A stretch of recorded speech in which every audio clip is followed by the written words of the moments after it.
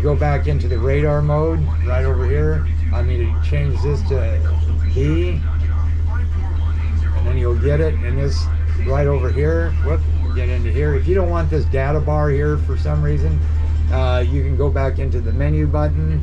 You can go back into settings, and then you go to radar, and then you go to data bar, and you uncheck it, like right here, and it will eliminate it. Okay, so I know this is going to be a lot to take in, but anyway, so we're here. So now I want to change my quarter-mile outer ring, eighth, quarter, 3/8 to give you symbology here. I normally run it like a half to say 3/4. What I do. Now, back to that radar deal. It's kind of funny, but it will not let me get into that. Well, maybe with the software, but I'm almost sure it needs that antenna so it can do the overlay, so then you detect the A and B. But we'll see what happens when I do that update. Okay, so we get into that. I set all these up. You can hit this here. You can do adjust, and you can get into gain or custom modes. I can go into like harbor, and that pre-adjusts for harbor, offshore, bird, like to see birds. Adjust your gains and all that. And then gain, again, you can go into gain. You can set it manually. Just do this if you don't want to see all this clutter. And then normally I put it on like when I'm in here, either harbor or I'll go like 15 to 20 to eliminate all the distractions. But right now I'll just put it back on auto gain, and see clutters. If it gets real choppy out, you hit it on that and adjust all your gains and the clutter. Then you go back here again. You can have like a guard zone. You can put guard zone 1, that will take care of the front. It'll let you know when you're getting close to an object. So you're looking up, oh, better not hit that. Okay, and view, you can do velocity track. You can target trails. I'm going to hit that. You can go every 15 seconds. But I probably would learn how to use this thing first before I see how it's snowy right there. Then if you turn, it's going to snow. But what this does, every 15 seconds, it's going to leave a trail if something's coming at you. See how it's getting all snowy? That kind of screws some people up. But see how it's leaving that little mark right there? That's what it's going to show where that vessel is going. And then if you straighten out, all the white's going to go away. But that's just something you can play with.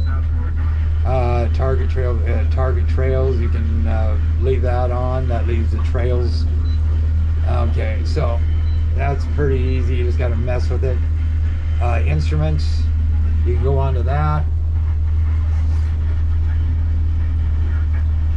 Okay, boom, there you go.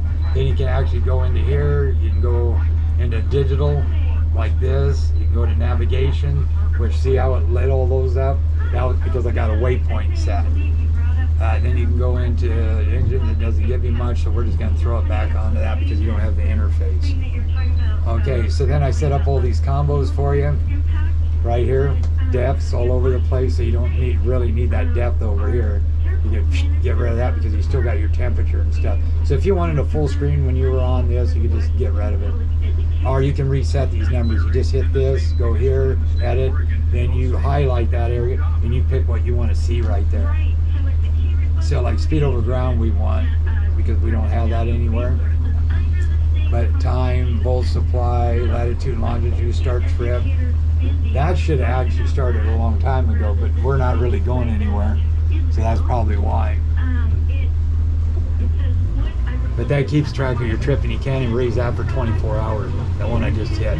455 is on these.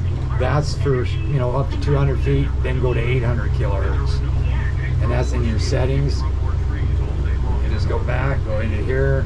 So if, say I was running the Echo, then I'd go into this, and then you go more options. And you can turn off the download. You can down scan overlay. You can pause it. Fish ID, you can turn off and on. A scope, that's this. These colors here, blink here. That's actually living. And then you can split your screen if you want. You can go back.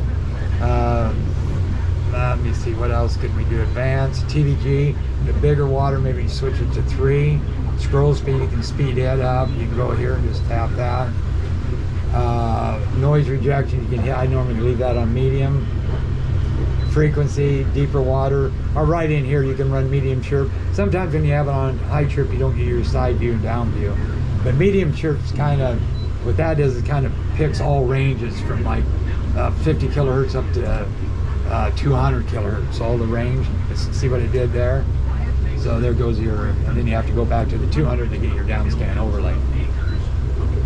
Okay, so that's all that. And then of course you've got your, you don't have AIS, but your alarms, you go in here, and you can set your different shallow water alarm. I've got voltage alarms. I'm gonna hit that one on right here. I thought I had that on once. Yeah. Oh. Something goofy. I'm gonna shut this thing off one time when I get done and restart and see what that radar does, just out of curiosity. Okay. So then get out of systems. You don't really need to get into that. You don't need to get into that. Navigation, fuel tracks, alarm units, wireless. Make sure all that's there. Built-in Wi-Fi. Okay, built-in hotspot. Somehow this damn thing reset. Connect to the internet. Okay, they already did that. Hotspot, yes. Advanced. Nope. Units. Yep. Alarms, yep. Wireless. Okay, networks. Device list. Everything's reading. Vessels AIS. System. We'll go into that. Now you don't need to get into this stuff right here. Okay, support. Check for system updates. That tells me Halo 20 RS and this radio needs a software update. And okay, so I'm going to do that when I get back. And then if I go to audio, that's my line there. Clear that. You can put a waypoint, audio. See, it needs a service, no source. So that could be, like I say, up into an update.